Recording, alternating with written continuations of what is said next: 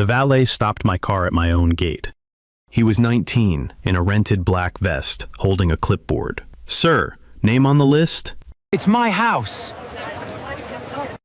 He kept smiling. "I just need your name on the list, sir." Behind him, on grass I had paid to seed, 100 strangers were drinking champagne I had not bought. A banner the size of a parade float hung across the front of my own porch. HOA Summer Gala 2024, 23 Lakeshore Drive. My address, printed by people who had not asked. Karen Whitfield came down the driveway in a navy cocktail dress, clipboard in hand, smile bright as a porch light. "Oh, you're the homeowner." She delivered it like she was doing me a favor. "We sent the notification weeks ago. The board voted.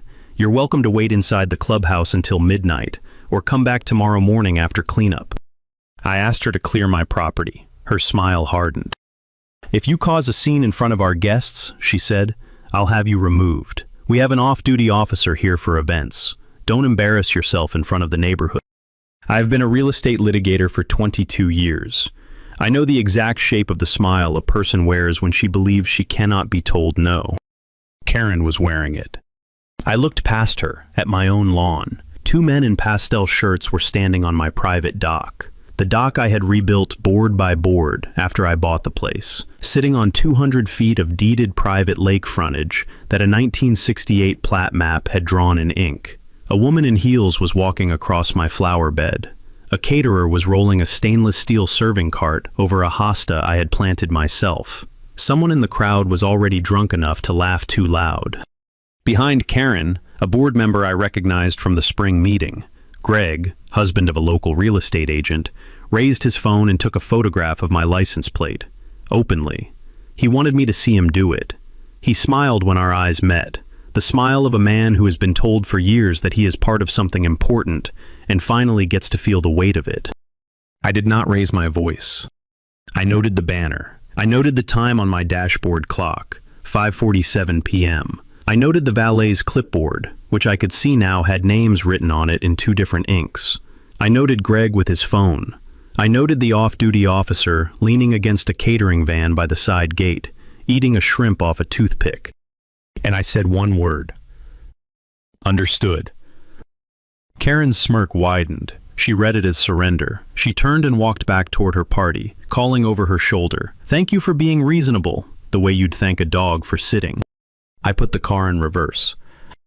I rolled back 50 feet and parked on the public county road shoulder. Public, deliberately, where no HOA had jurisdiction. Then I sat there with the engine off, watching my own house through the windshield. The valet waved the next car through. A couple I had never seen stepped out, handed him their names, and walked past my mailbox like they owned it. I opened the glove compartment. I took out the small digital voice recorder I kept there for property inspections, turned it on, and rested it on the dash. Then I opened the app for the gate camera I had installed 18 months earlier, the one Karen apparently did not know existed. It was already logging every license plate that rolled through the entrance she had decorated with my address. 3 years ago, when I bought this property, I had taken a particular kind of care with the paperwork. I had pulled the original deed myself. I had walked the property line with the 1968 plat in my hand. I had read every page of the Lakeshore Pines HOA bylaws on a Saturday morning with a yellow highlighter. I had done this because in 22 years of practice, I have learned one rule about people in small subdivisions with too much authority and not enough oversight. Sooner or later, one of them gets brave. Karen had just gotten brave. She had no idea she'd just turned 100 dinner guests into 100 defendants. She had printed their names on her own evidence and hung my address above the door. I watched 2 more cars roll through my gate. The valet greeted each by name. He had been handed a list. Karen had typed that list. Somewhere, in her clubhouse office, on her laptop, in her email outbox, every version of that list still existed. I let myself smile for exactly 1 second. Then I stopped. Because in my line of work, the worst thing you can do to a clean case is interrupt it before the other side finishes building it for you. I checked the gate cam feed. I pulled a yellow legal pad from my briefcase, wrote the date at the top of the first page, and underneath it, in pen, the words Lakeshore Pines HOA, count of John Does, estimated 100. Then I sat on that public shoulder and watched the party I had not been invited to, on the lawn I had paid for, and I let it complete itself. She'd just handed me 100 names. She just didn't know yet that she'd printed them on the evidence. I drove to a hotel that night. Not because I was afraid of 100 strangers on my lawn, because in my line of work, the worst thing you can do to a clean trespass case is hand the other side a sympathetic story. A homeowner shouting at guests in front of a banner is a viral video. A homeowner driving away in silence is a plaintiff. I checked into a Hampton Inn 40 minutes from the lake, paid in cash so the receipt would not later show up on a credit card billing statement that anyone could subpoena, and ordered a sandwich I did not eat. I sat at the desk in the corner of the room with my yellow legal pad and started writing down everything I remembered. The valet's age, the color of the vest, the exact placement of the banner, Karen's first sentence, Karen's second sentence, the board member who had photographed my plate, Greg Patterson, I was almost certain, the off-duty officer's posture, the shrimp toothpick. I have done this with witnesses for 22 years. The first hour after a violation is when the details are still glass clear. Day 2 they soften. Day 3 they start to bend. I filled 6 pages. Then I picked up the phone and called my own office voicemail and recorded a contemporaneous statement of facts, time-stamped by the system. I am, technically, both a witness and a future plaintiff. The recording would matter later. I went to sleep at 1 in the morning and slept badly, in the way you sleep when you already know what the next 3 months of your life are going to look like. The Whitfields had run Lakeshore Pines for 6 years. Karen was the HOA president. Her husband Dale ran Whitfield & Sons Landscaping and Maintenance, which somehow held nearly every service contract the HOA paid out. Lawn care for the common areas, snow removal for the entrance road, irrigation for the clubhouse rose beds, pool chemical service. I had pulled the HOA's annual financial summary the year I moved in, the way I pull everything before I sign anything, and I had noticed that Whitfield & Sons billed about 31% above market rate. I had not said anything at the time. It wasn't my fight. In the last fiscal year, the HOA had levied $4,200 in fines against 17 households for what the board called compliance violations, mailbox colors, garage doors left open past 8 p.m., a child's chalk drawing on a driveway that had to be pressure washed within 48 hours, or a daily fine would attach. There had been 2 formal lien threats against elderly residents, Mrs. Henderson, 78, and a widower on Sycamore Court, whose name I had never learned. There had been one $9,000 landscaping levy no one could find in the bylaws because, as I had quietly confirmed at the county recorder's office, it was not in the bylaws. I had watched it all from a distance. I had told myself it wasn't my fight. I had been telling myself that for 3 years. From the day I moved in, Karen had cornered me. At the mailbox the day after closing, "You should host the 4th of July picnic. You have the only real venue in the neighborhood." At the clubhouse, 3 months later, "We were thinking the holiday open house could move to your front lawn this year. You have the perfect view." At the boat ramp the next spring, when I was carrying a kayak, "Robert, please tell me you'll let us use your dock for the summer kickoff. It would mean so much to the community." I had always said no. Politely, specifically, in writing where I could. The folder on my laptop labeled Lakeshore Pines Correspondence held 11 email exchanges across 3 summers, each one ending with some version of, "I'm sorry, but I'm not comfortable opening my private property to events. Please don't list my home as a venue." I had used that exact phrase twice. "Please don't list my home as a venue," in writing, with timestamps. I had archived every one of those emails because I archive everything. Habit of the trade. Karen had likely deleted hers, but it didn't matter. Email lives on the server. Email lives on her server. Email lives on every backup tape. Every IT contractor in the state was legally required to retain. This summer had been different. This summer I had been buried in a commercial litigation that ate every weekend from March through May. I had not opened the Lakeshore Pines community email thread in 9 weeks. By the time I might have noticed Karen's June notification, a single email she later claimed had given me sufficient opportunity to object. The printer at the clubhouse had already produced the banner. She had read my silence as a yes. She had taken my refusal to fight her, year after year, as proof that I would never fight her at all. I drove back to the lake at 6 in the morning. The party had ended around midnight. The valet was gone, the tent was gone, the catering bands were gone. What remained was the mess. Cigarette butts in the lake water, drifting against the dock pilings I had hand-sealed the previous spring. 2 broken railings on the dock, splintered, not weathered. A flower bed flattened where a serving cart had been rolled across it. A burn hole on the lawn the size of a dinner plate where someone had set down a hot tray. Wine glasses in the hydrangeas. A man's tie. A woman's earring. And, in one corner of my own garden, the unmistakable evidence that at least one guest had decided my hedge was a bathroom. I stood on the porch and looked at all of it for a long time. Most people, in this moment, feel rage. I felt something different. I felt the particular quiet of a man who has just been handed, by his opposition, every element he will need to prove his case. I went inside. I made coffee. I came back out with my phone, my camera, and a 25-foot tape measure. For the next 2 hours, I documented everything. Time-stamped photographs from multiple angles, measurements of the broken railing relative to the dock posts, close-ups of the burn pattern, GPS coordinates pulled from each photo's metadata. I did not touch anything. I did not move anything. I did not clean anything. A clean property is a property without evidence. At 8:15, while I was on my knees photographing the hydrangea bed, I heard the sound of a Bobcat compact loader rumbling up my driveway. It was Dale Whitfield, with a crew, with shovels and a rake and a leaf blower and the particular busy energy of men who have been told to make a problem disappear before its owner gets home. He had not realized its owner was already there. I stood up. I dusted off my hands. I walked toward the driveway. I have been a real estate litigator for 22 years, and one of the things I have learned is that the people who think they are the strongest in a room are almost always the ones who have never had anyone tell them no. Dale was about to be told no.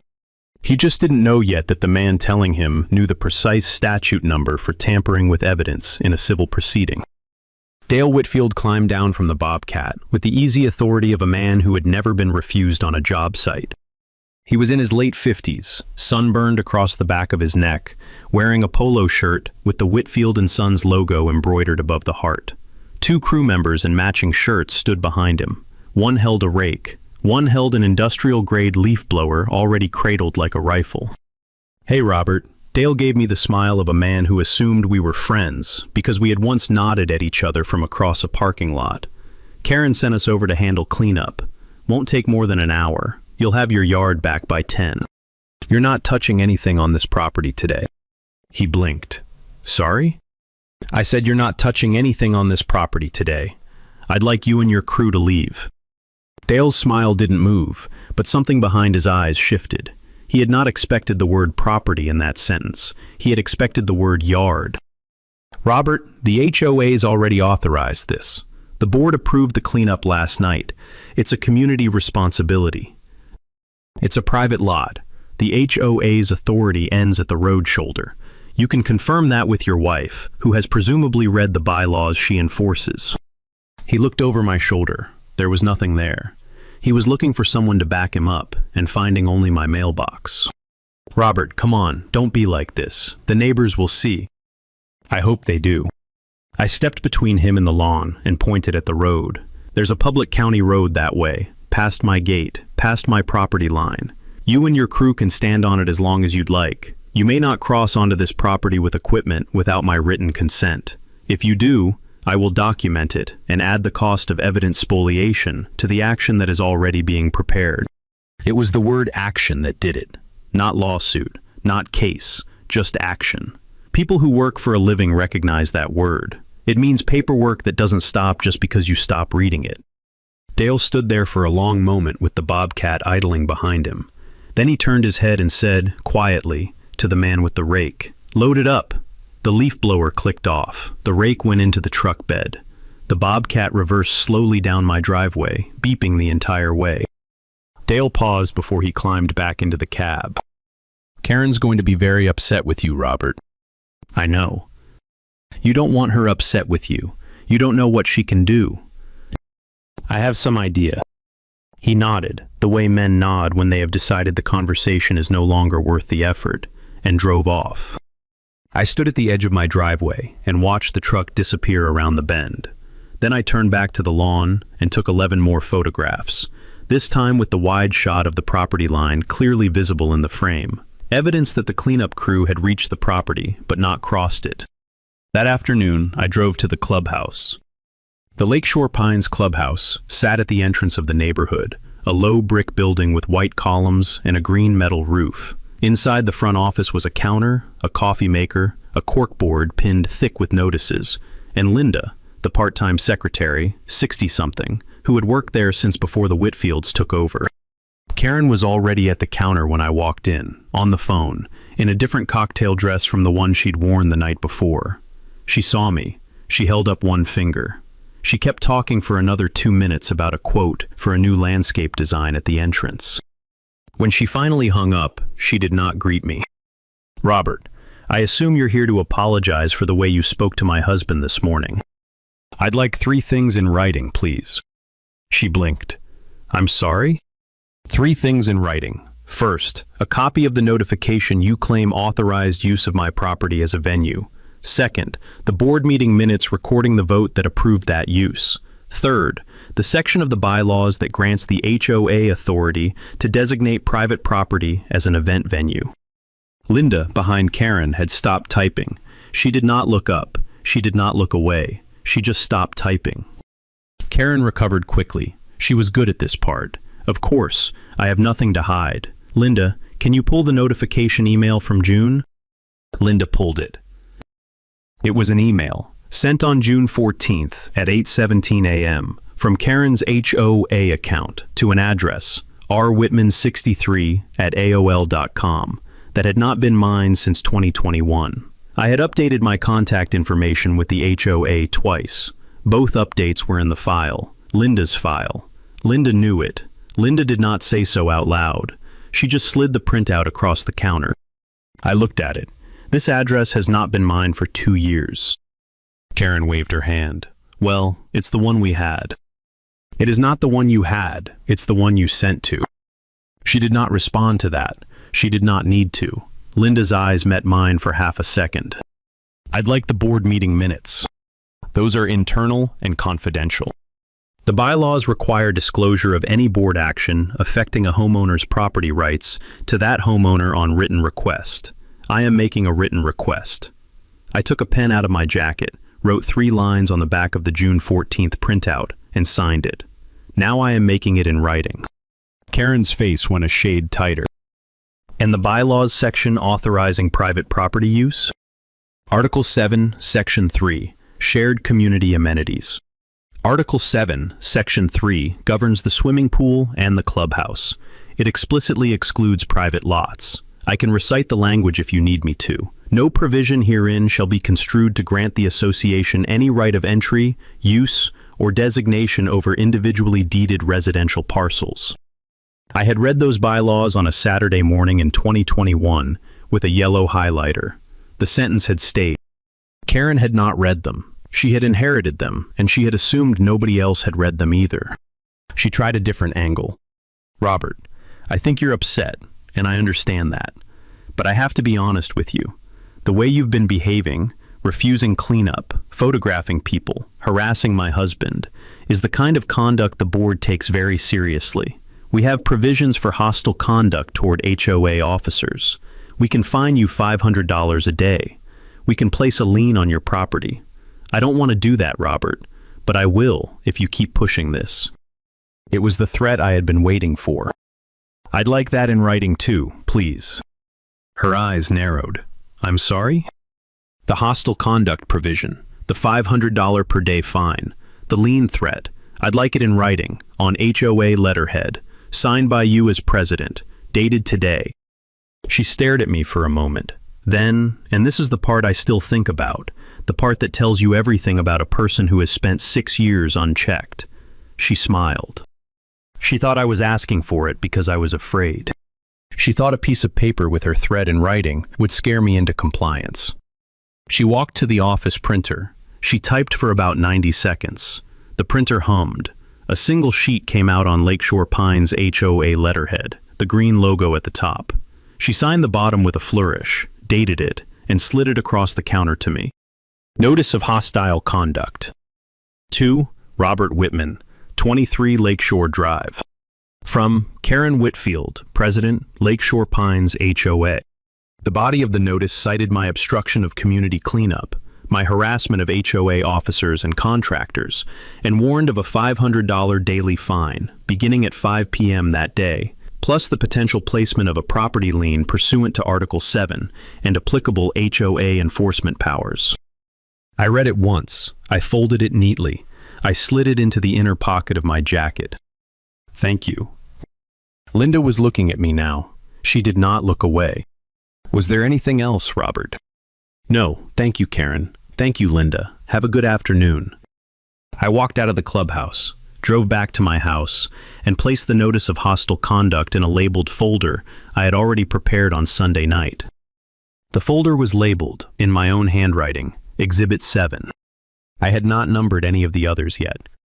But I knew, walking out of that clubhouse with her signature in my pocket, that this was the one the judge would look at last and remember longest. She thought she was warning me. She had just signed the first exhibit I'd put in front of a judge. Mrs. Henderson opened the door before I had finished knocking. She was 78, in a faded blue cardigan, with the careful posture of someone whose back hurts, but who refuses to walk crooked. She had lived on Cedar Court for 31 years. Her husband had died in 2019. The mailbox Karen had fined her $1,200 for painting an unapproved color was the same mailbox her husband had built in 1991.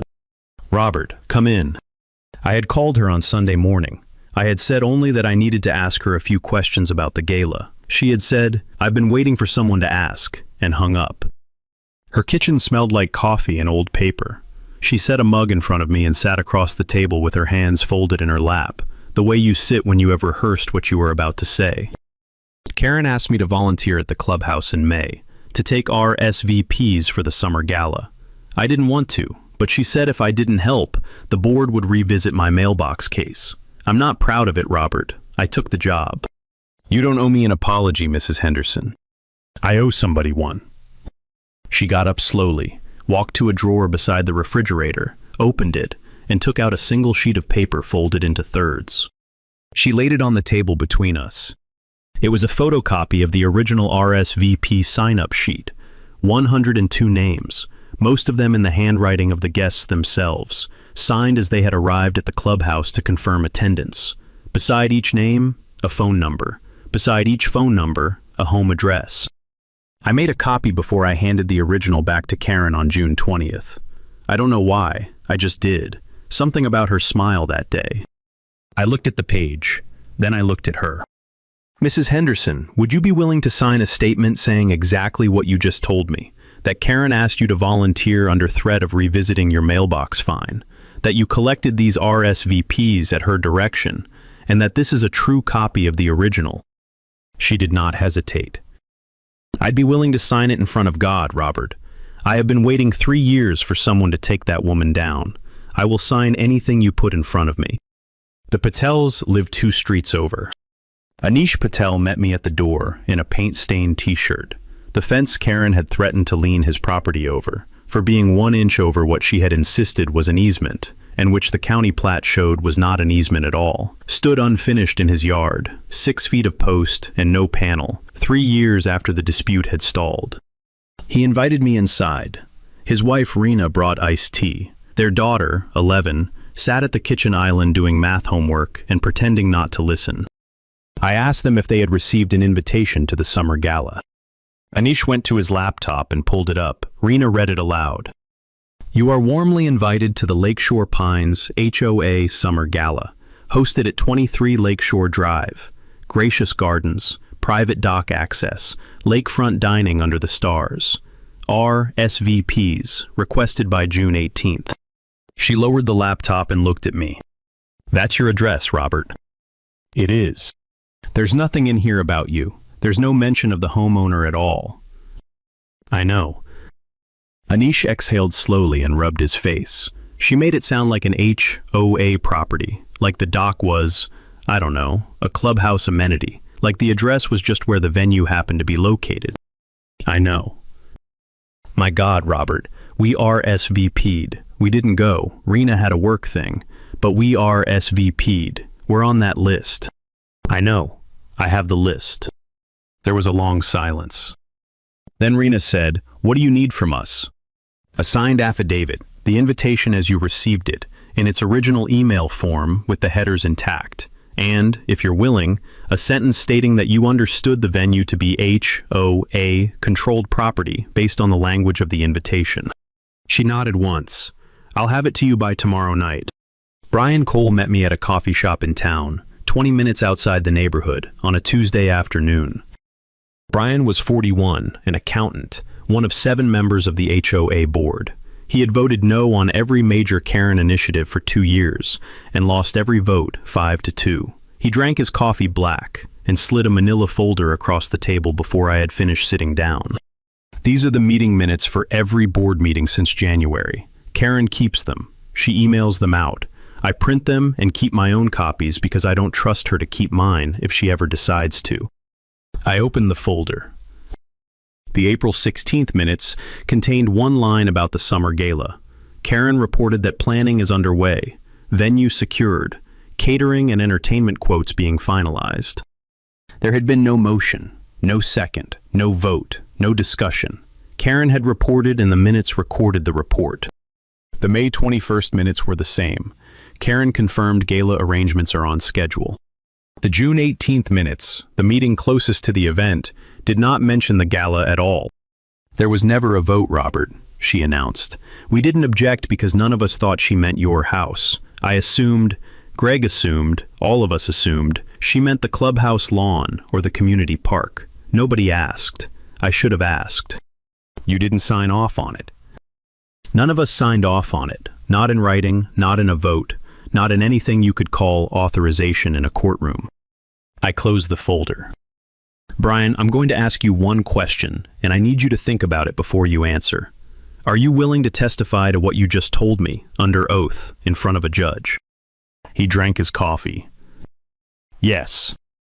You'll be testifying against the board you sit on. I've been waiting 2 years to testify against the board I sit on. I drove to the county recorder's office that Wednesday. The clerk was a woman in her 50s, with reading glasses on a beaded chain. She pulled my deed, certified copy, raised seal, and the 1968 plat, the one with the original survey lines drawn in ink that had faded to brown. I watched her stamp them both. I have done this for a living for 22 years, and I will tell you that there is a particular quiet weight to the moment a certified deed leaves a clerk's hands and enters yours.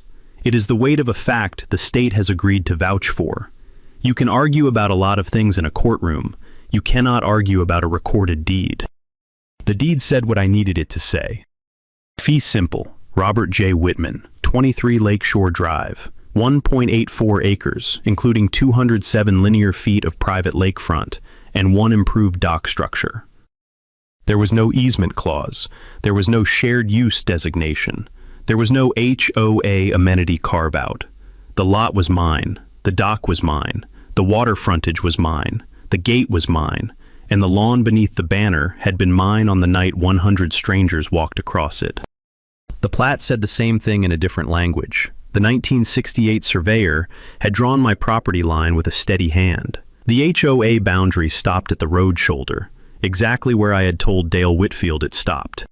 I paid the clerk $12 for both certified copies. I drove home with them on the passenger seat in a manila envelope I did not open again until I needed to. That night I sat at my kitchen table with everything spread out. The RSVP list from Mrs. Henderson's drawer, the invitation from the Patel's inbox, the minutes from Brian's folder, the deed and the plat from the county recorder, the banner photograph from my own gate camera, the notice of hostile conduct in Karen's handwriting, the 11 archived emails saying, "Please don't list my home as a venue," the damaged photographs from Saturday morning, the voice recording from Friday evening, the wrong address email Linda had printed for me without comment. I pulled out my laptop. I opened the gate camera archive. I scrubbed through 6 hours of Friday afternoon footage, frame by frame, license plate by license plate. 97 plates matched names on Mrs. Henderson's list.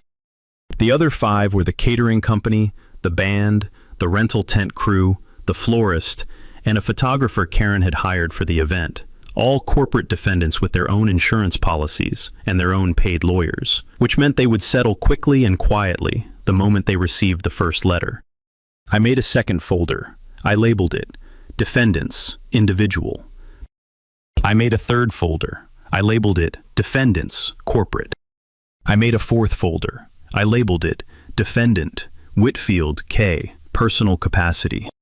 The fourth folder was the thinnest. It was also the one I knew I would spend the most time inside. I made coffee at midnight. I did not turn on the television. I sat at the table and looked at the spread for a long time, and I thought about how strange it is that the people who believe most loudly in their own authority are almost always the ones who have never been asked to prove it. Karen had never been asked. She was about to be. By Sunday evening I had everything: the invitation, the list, the deed, the plat, the footage, the newsletter she had written boasting about the venue, the minutes that didn't authorize it. I had every piece I needed. I was now waiting for one more thing. I was waiting for her to do something that would make a $100,000 number look reasonable to a judge. I did not have to wait long. The deputy knocked at 7:42 on Tuesday morning. I was at the kitchen table with coffee and the Wall Street Journal. I had been expecting a process server eventually. I had not expected a uniformed sheriff's deputy on my porch before I had finished the front page. He was polite, mid-30s, neat haircut, embarrassed in the way good deputies are when they know they are being used as a delivery service for someone else's grudge. Mr. Whitman, I have a notice of lien filed against the property at 23 Lakeshore Drive. I need you to acknowledge receipt. He handed me the document. Notice of lien. Lakeshore Pines HOA versus Robert J. Whitman. Amount $50,000. I read it standing in my doorway in a bathrobe.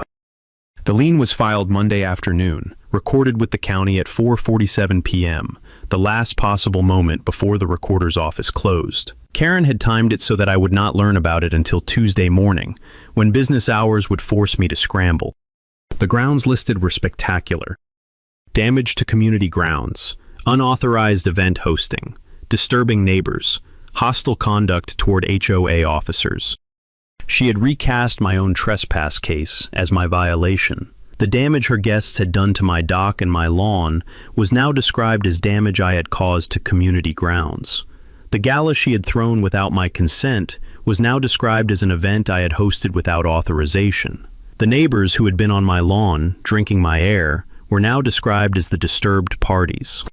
Attached to the lien, and this was the part that made me set down my coffee, was a violation report signed by Karen as HOA president, dated Saturday, in her handwriting, itemizing the very damages her own guests had inflicted. Broken dock railings, burned lawn area, trampled flower beds, unsanitary conditions in landscaped hedge.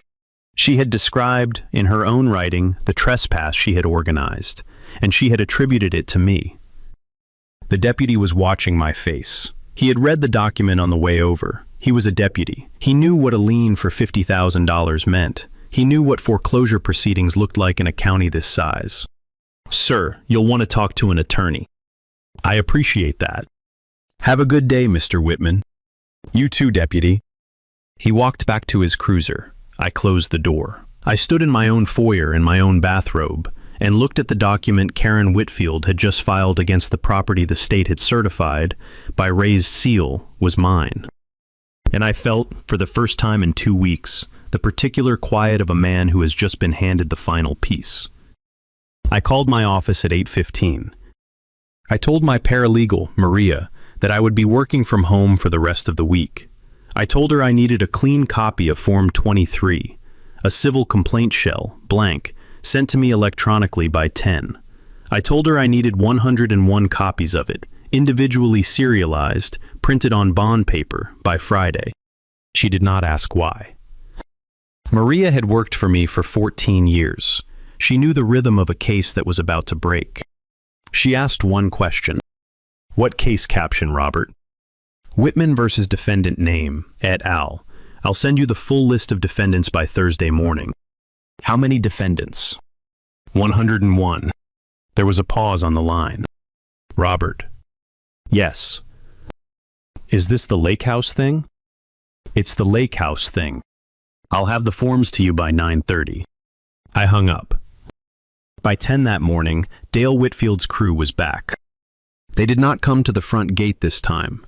They came to the side of my property, along the unfenced edge that bordered the public road, with the bobcat and a pair of long-handled hedge clippers, and a man I had not seen before. A younger man, mid-20s, wearing a Whitfield & Sons polo, and the expression of someone who had been told to do something without being told why. I watched from my kitchen window. They were not on my lawn. They were standing on the road shoulder, working with the hedge clippers along the line of mature hostas I had planted 3 summers earlier.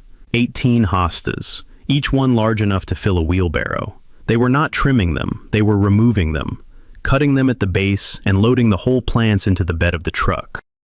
The hostas were on my property, on my side of the line, by approximately 2.5 feet.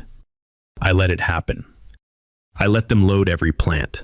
I let them roll the bobcat across the corner of my lawn twice. I let the younger man drop a clipper and walk 3 feet onto my grass to retrieve it. I let Dale photograph what he had done with his phone, a habit I now understood, to send to Karen as proof of completion. I had the gate camera running. I had a second camera mounted under the eaves of the garage. I had a third on the dock pointing inland. Every angle was covered. Every minute was logged. Every face was identified. When Dale's truck pulled away at 10:47, I texted my paralegal one line. Add Whitfield, D, individual capacity, to the complaint list. Trespass plus willful destruction of property. She replied 2 minutes later. Done. At 11:30, my phone buzzed with a text from Karen herself, sent to the HOA wide group chat I had never removed myself from. Cleanup is community responsibility, Robert. You're welcome. I screenshotted it. I added it to the file. At 1:15 that afternoon, a sheriff's cruiser pulled into my driveway again.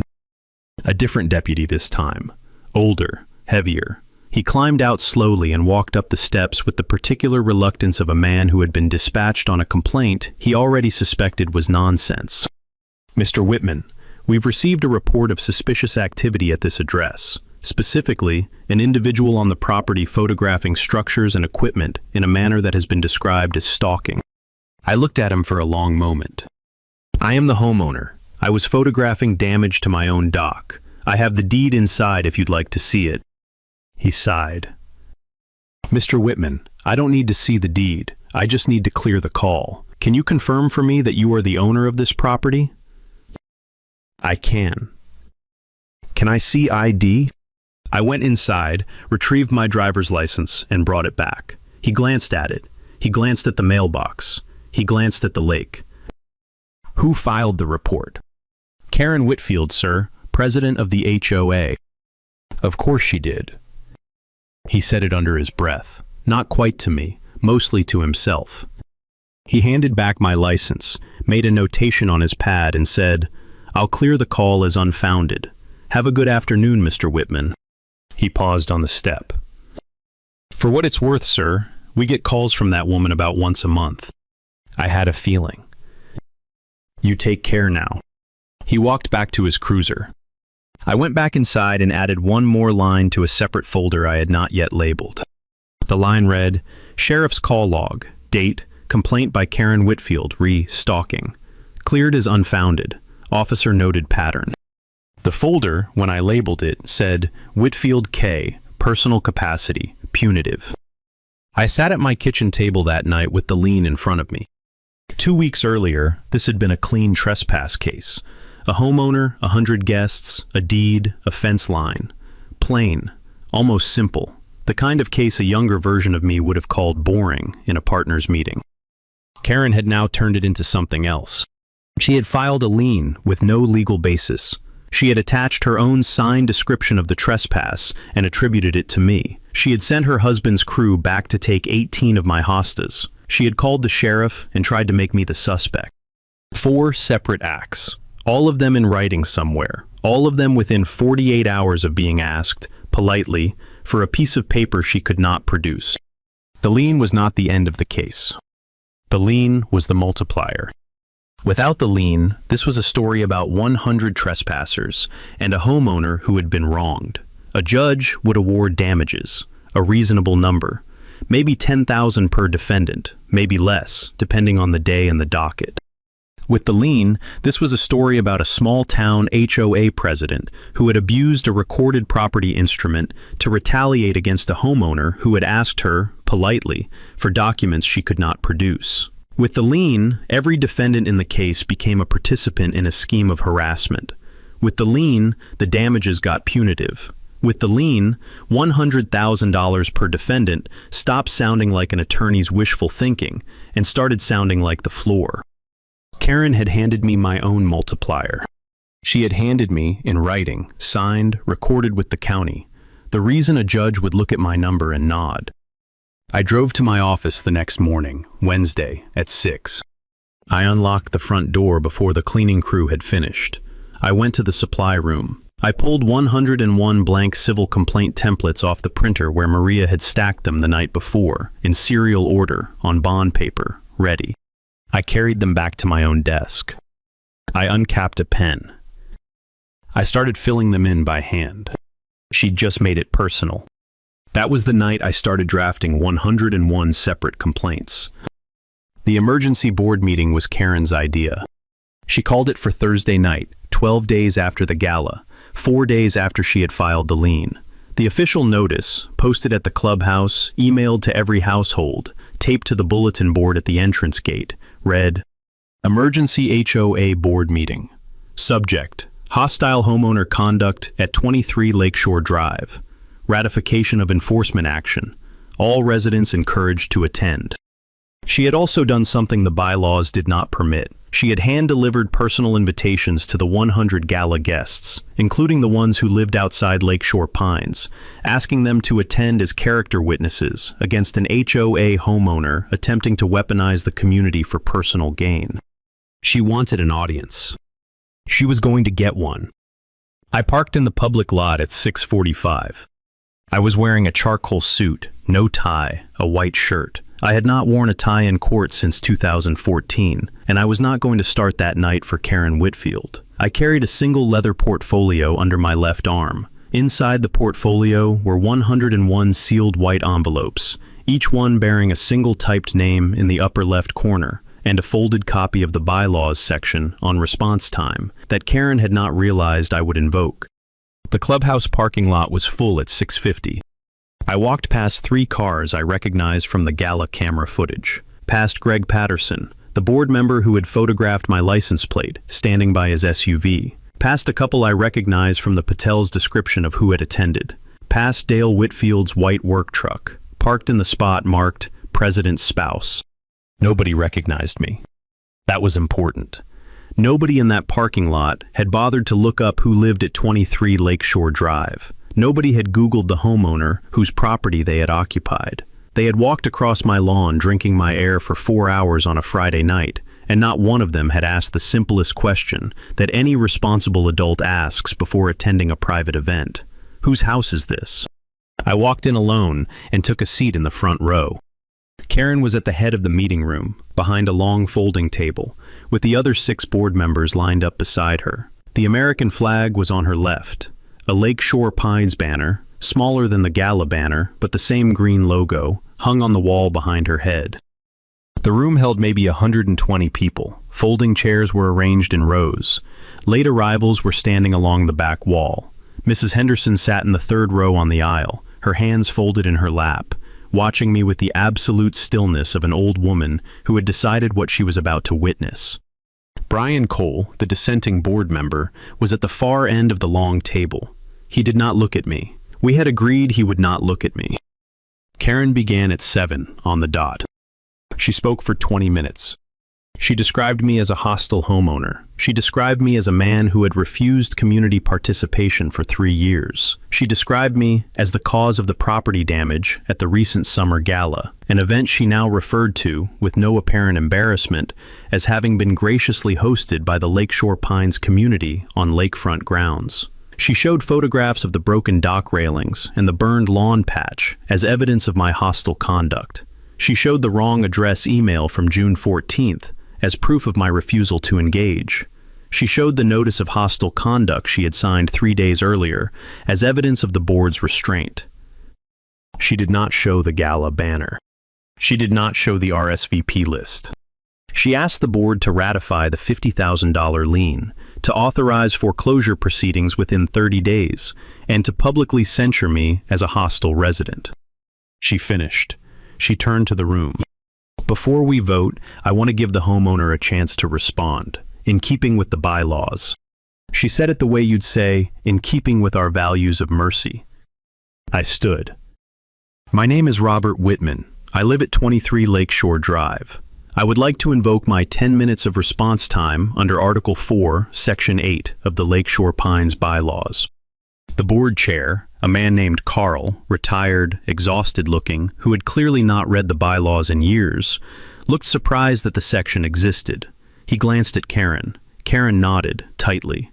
The chair waved me forward. I did not go forward.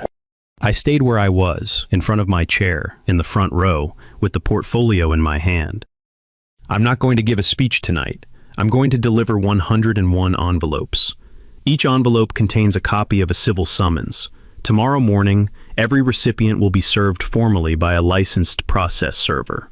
I'm here tonight because I wanted to give this community the courtesy of advance notice, in person, before the paperwork lands on your doorstep. The room shifted. It did not gasp. It did not erupt. It did the thing rooms do when 120 people simultaneously realize that the meeting they came to is not the meeting they are in. I opened the portfolio. I read the first name on the top envelope. Mr. and Mrs. Bertram Cole, 14 Cedar Court. I walked over to where the Coles were sitting.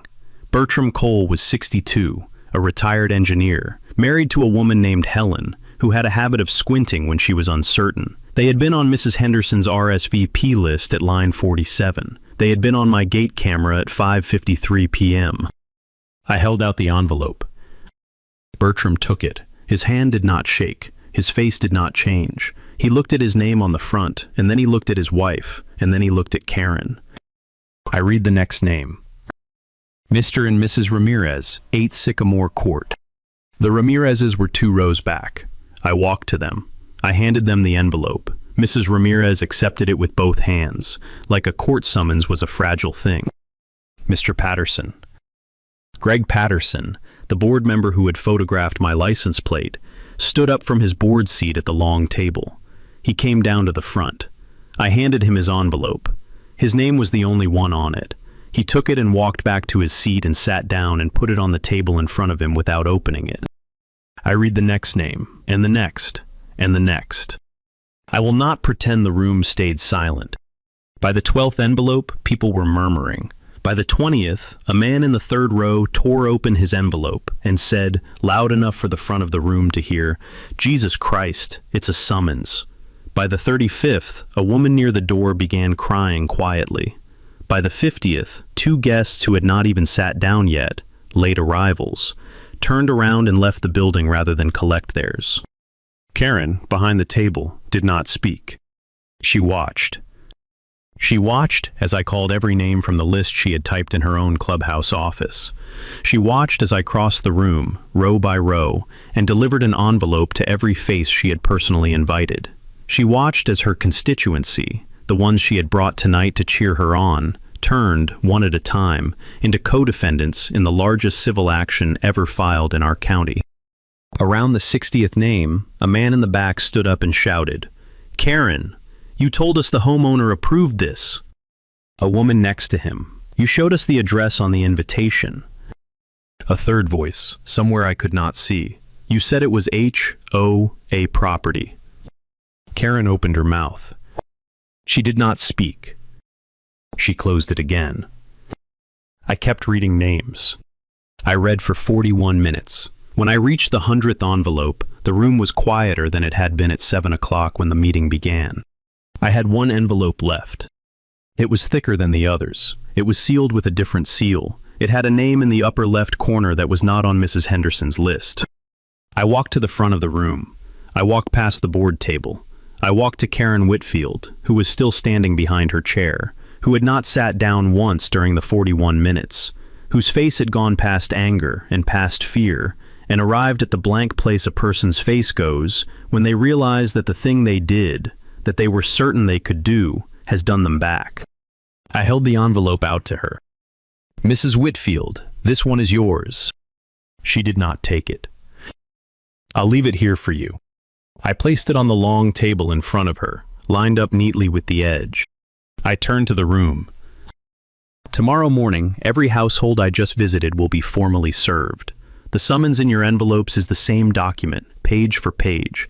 If you have questions, do not call me. Do not call any board member. Call an attorney. Tonight, if you can find one, open."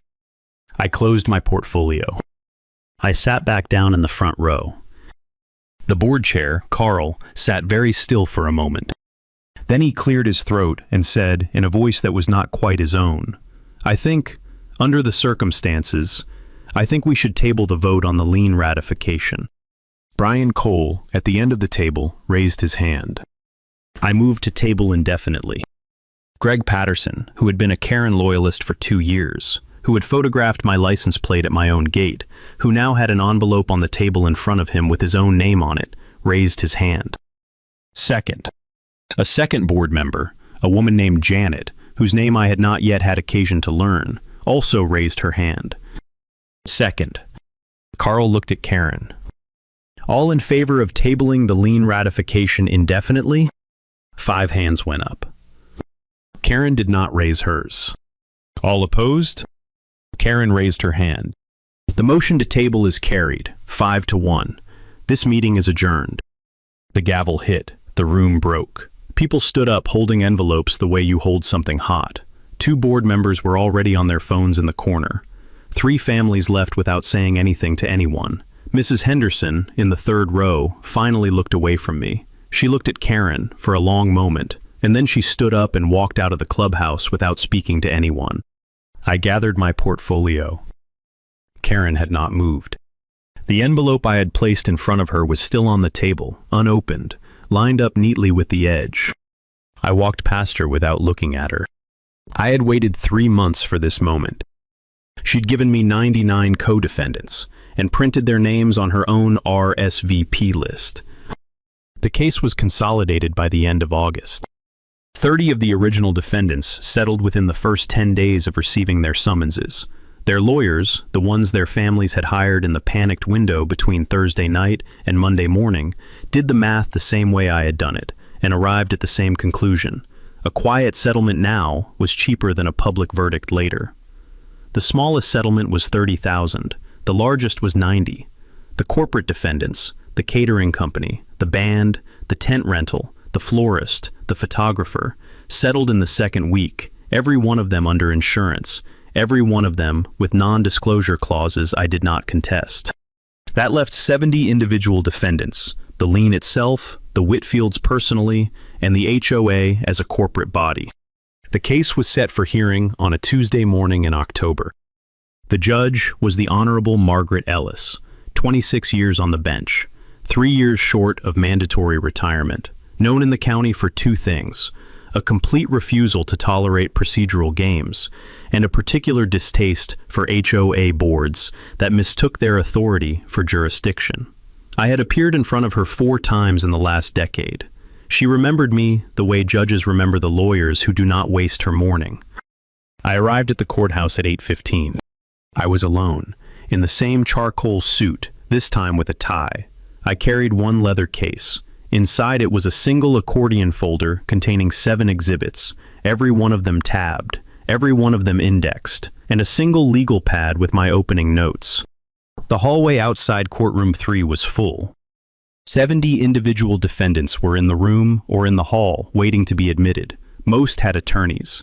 A few had retained the same regional firm, a mid-sized practice out of the county seat, which had taken them on as a consolidated group representation to spread the cost. Karen's personal attorney was a man named Doyle, a general practitioner her husband had found through a contractor connection. Competent enough for a real estate closing, badly out of his depth in a courtroom of this size. Karen herself was in the front row of the gallery when I walked in.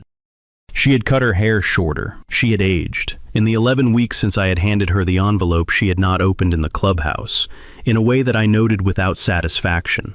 The Karen who had stopped my car at my own gate in late June was no longer the woman sitting on that bench.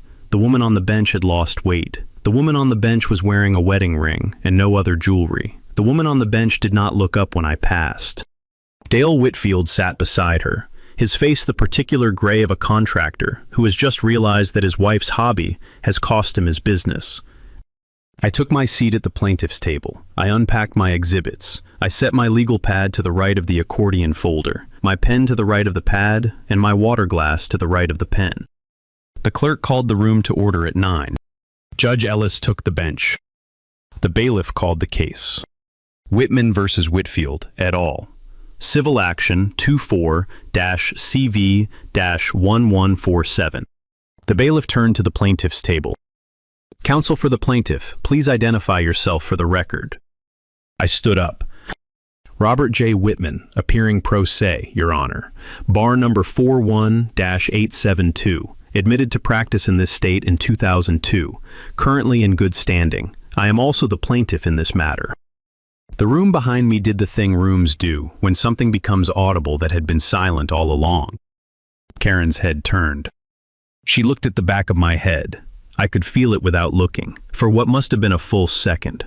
She had spent 3 years cornering me at the mailbox. She had sent me 11 emails. She had stopped my car at my own gate and told me she would have me removed by an off-duty officer. She had signed a notice of hostile conduct against me on HOA letterhead.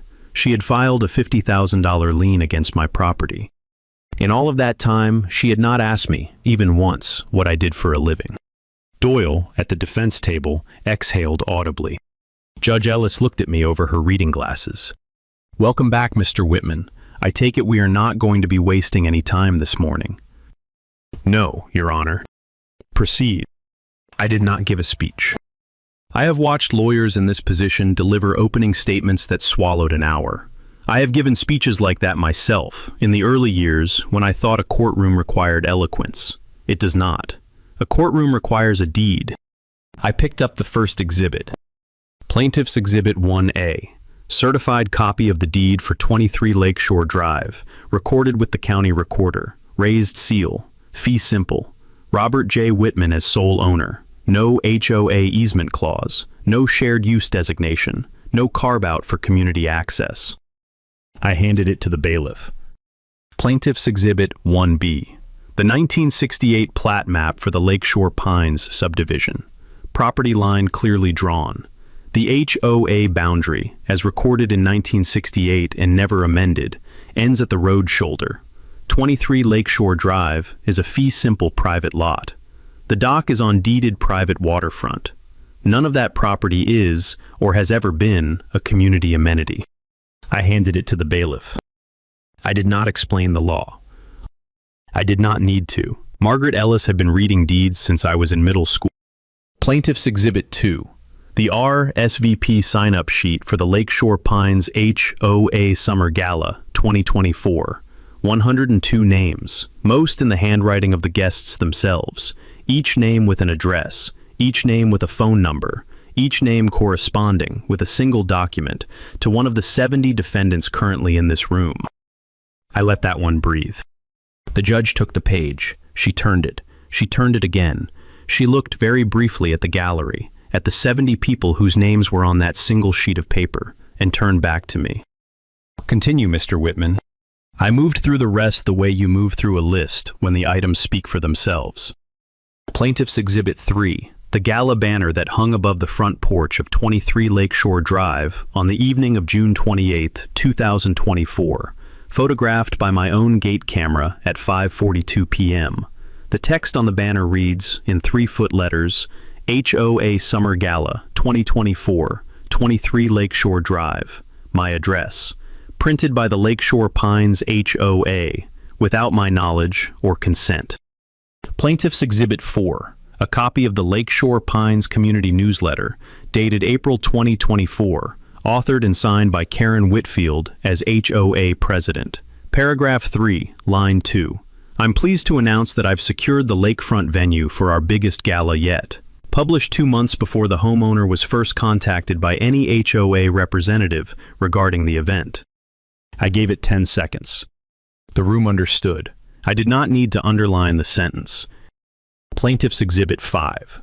The June 14th notification email Mrs. Whitfield has produced as her sole evidence that the homeowner was notified of the event, sent from her HOA account to rwhitman63@aol.com. That address has not been mine since 2021.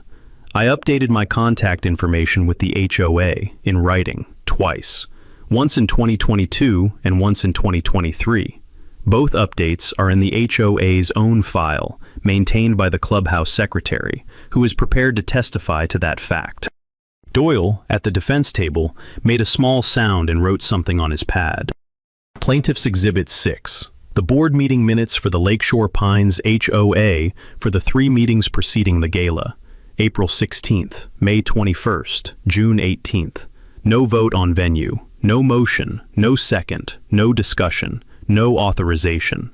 The defendant Karen Whitfield announced an arrangement she had made unilaterally, and the minutes record only her announcement. Plaintiff's Exhibit 7.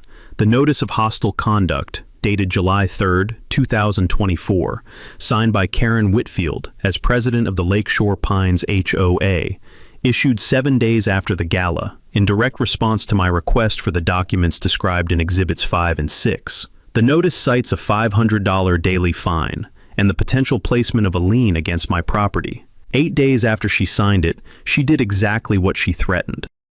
I closed the folder. Your Honor, that completes the documentary record on liability for the trespass count. I have nothing further to offer on liability. The remaining causes of action, slander of title, abuse of process, malicious prosecution, and willful destruction of property, are addressed in supplementary exhibits already filed with the court. I'd like to call one witness. Karen took the stand at 11:20.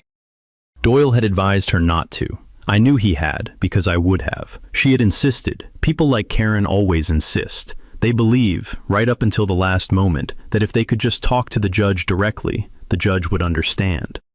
She was sworn in. She gave her full name. She gave her HOA title. She placed her hands on the rail in front of her, with the careful poise of a woman who had practiced this in a mirror. I did not stand to cross-examine. I stayed seated. I had 4 questions. They were the only 4 questions in the case that mattered. Mrs. Whitfield, did you at any point prior to June 28, 2024, receive written permission from Robert Whitman authorizing the use of his property as a venue for the Lakeshore Pines HOA Summer Gala? Pause. No.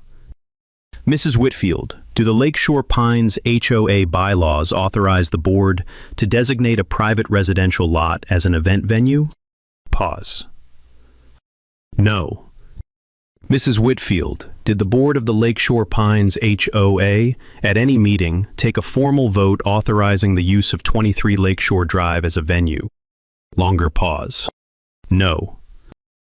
Mrs. Whitfield, between January 1st and June 28, 2024, did you receive any response from Robert Whitman, verbal or written, granting authorization for any HOA event to be held on his property? She looked at Doyle. Doyle did not look back at her. She looked at the judge. The judge waited. She looked at her hands on the rail. No. I sat down. No further questions, Your Honor. The defense did not put on a case.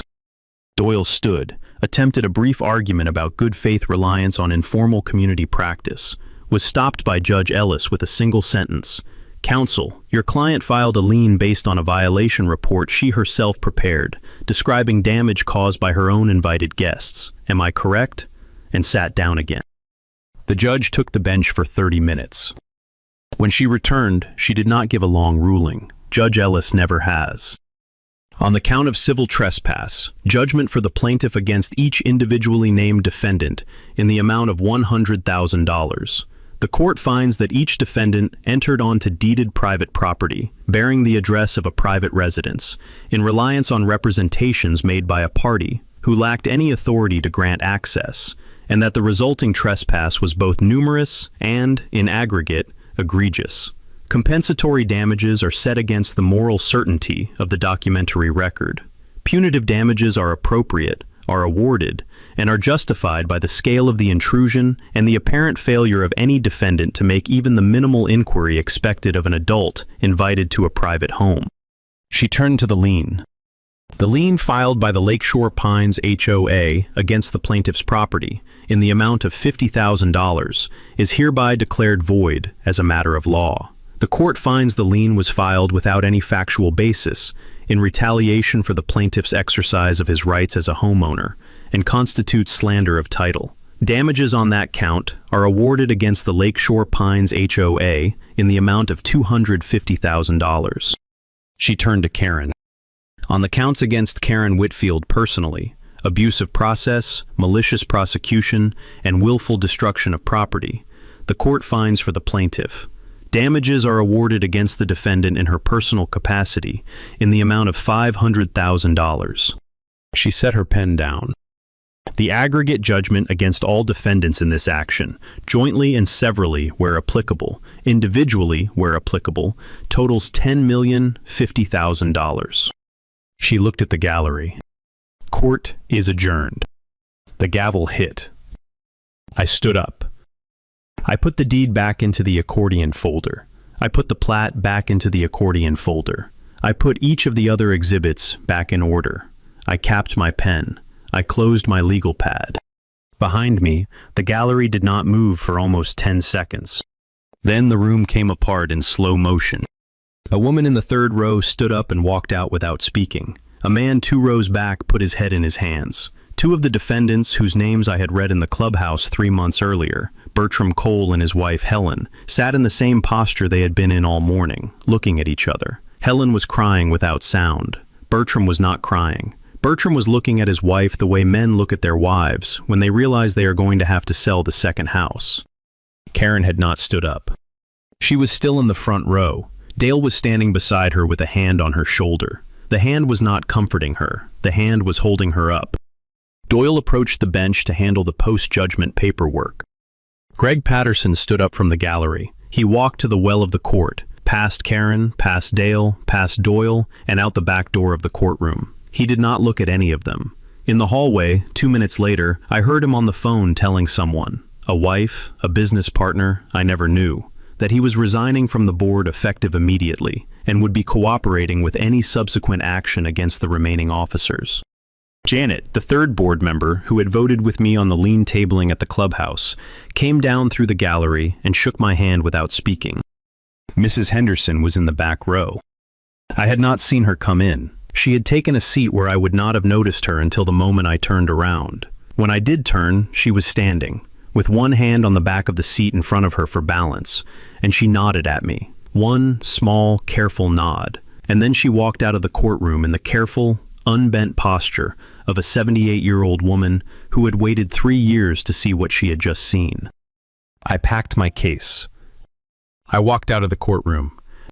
In the hallway, a reporter from the regional paper asked me if I had a statement. I said, I'd been a real estate attorney for 22 years. I'd never had a case I wanted less. I'd also never had one this clean. She wrote it down. She used it as the second paragraph quote in the article that ran on Thursday morning. I drove home. The lake was very still when I got there. The dock was repaired. The hostas were beginning to come back in the spots Dale's crew had cut them out of. The gate was closed. I opened it myself. The judgment was entered on a Thursday in October. By the following Tuesday, the legal machinery had begun to move on its own. 30 of the original defendants, who had settled in August, had already paid.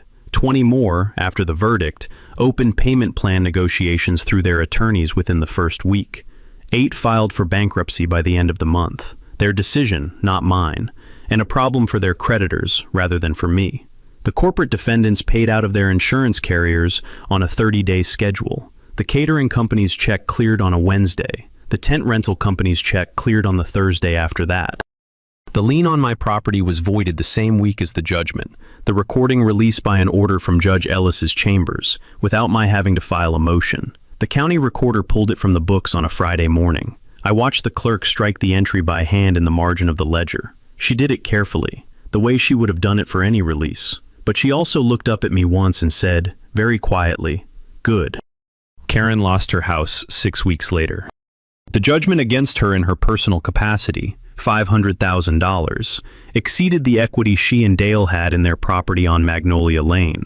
They were ordered to liquidate. The house sold to a couple from out of state in early December, a transaction I was careful not to follow closely. Dale's contracting company lost the HOA's maintenance contracts in the same month. By Christmas, Whitfield & Sons had been quietly dissolved, and the state attorney general's office had opened a separate inquiry into the company's 3 years of inflated HOA billing, the 31% above market rate I had noted the year I moved in, and had told myself was not my fight. It became my fight. But it became someone else's case to prosecute. I did not appear in any of those proceedings. The Lakeshore Pines HOA itself was placed in court-supervised receivership in January. Judge Ellis appointed a temporary administrator from outside the county to run the board's day-to-day functions while a new election was organized. The bylaws were redrafted under court supervision. The new bylaws stripped the board of fine authority on individual lots, eliminated the discretionary lien procedure, and capped the HOA's enforcement powers at 3 areas: maintenance of common grounds, scheduling of clubhouse and pool, and management of the entrance road. That was all, nothing else. The board would mow the medians and run the pool calendar. The receivership order cited, as part of its reasoning, the deputy's offhand remark that the sheriff's department had been receiving complaints from Karen Whitfield approximately monthly for years. The state attorney general's office, in a separate filing, cited my case as one of 3 currently under review that involved HOA boards using lien power as a coercive instrument. The phrase that ran in their press release was, "systemic pattern of authority overreach."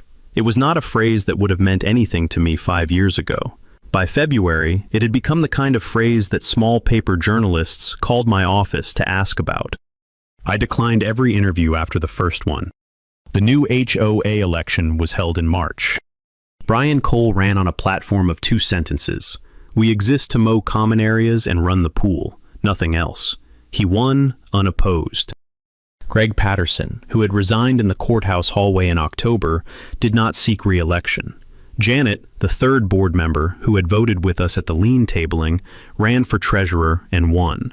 The remaining seats were filled by neighbors who had spent 6 years sitting in the back rows of the clubhouse, waiting for someone like Brian to give them permission to stand. Mrs. Henderson did not run for any board seat. She did, however, accept a different position.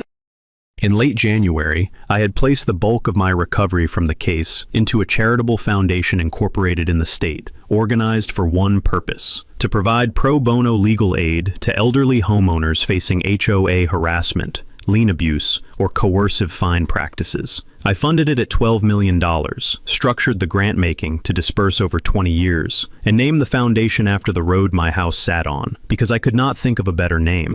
Mrs. Henderson was the first board member I asked. She accepted in writing, on a card she sent through the mail, in her own handwriting. The card was thin. The handwriting was the same handwriting I had seen on the affidavit she had signed in her kitchen on the day she had pulled the RSVP list out of her drawer. The Patel's fence, the one Karen had threatened to lien over an easement that did not exist, was completed in April.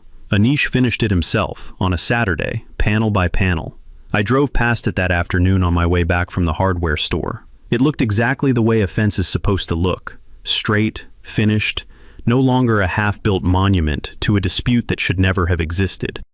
The widower on Sycamore Court, the one whose name I had never learned during Karen's tenure, moved back into his house in May. He had been living with his daughter in the next county for 2 years, having concluded that the HOA's pressure would eventually take the property anyway. The foundation paid to restore his front steps and his roof. I met him exactly once, at the new community potluck Brian organized in June. He shook my hand for a long time without saying anything. He did not need to say anything. I understood. The Coopers, who had moved out under Karen's pressure 3 years earlier, were sent a letter from the new board apologizing for the conduct that had driven them out, along with a personal note from Brian, inviting them to consider returning if they ever chose to. They did not return. But the daughter wrote a letter back on behalf of the family, thanking him for asking. Brian framed it. He hung it in the new clubhouse office, on the wall behind the desk, where Karen's photograph had hung for 6 years. The community gathering in June was held in the clubhouse. It was a potluck. There was no tent, there was no banner, there was no valet. Mrs. Henderson made a pasta salad. The Patels brought biryani. Brian brought beer. Janet brought folding chairs from her garage and arranged them in a half circle on the clubhouse lawn so that anyone could sit and anyone could leave. I attended. I brought nothing. I shook every hand offered. I spoke to nobody for more than 5 minutes. I left after an hour, on foot, walking back to my own property along the side of the road I had told Dale Whitfield, in late June, was a public county road. I closed my own gate behind me. The gala banner hangs in my home office. I had it framed in November, behind UV-resistant glass, in a plain black frame the framer had recommended for archival storage. I hung it on the wall behind my desk, beside the framed final judgment for $10,050,000. The two pieces, the banner with my own address on it, and the order that turned that banner into $250,000 in slander of title damages, sit 4 inches apart at eye level. I walk past them most mornings without looking. Some mornings, I stop and look for a moment. Then I keep walking. My weekends are quiet now. I wake up before sunrise on Saturdays. I make coffee in a thermos.